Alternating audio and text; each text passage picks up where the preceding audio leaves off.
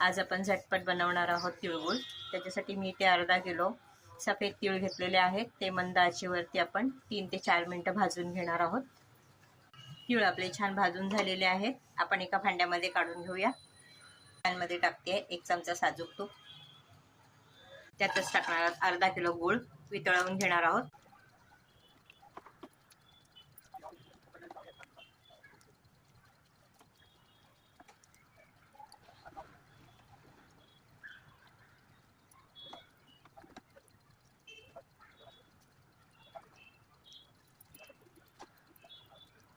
गूळ छान वितळलेला आहे।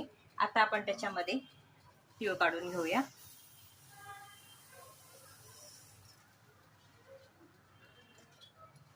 आणि मिक्स करून घेऊया।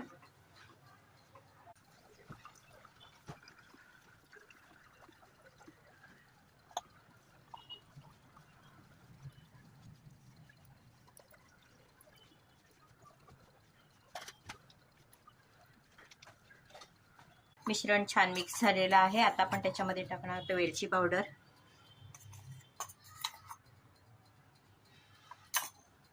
ती पण मिक्स करून घ्यायची आहे।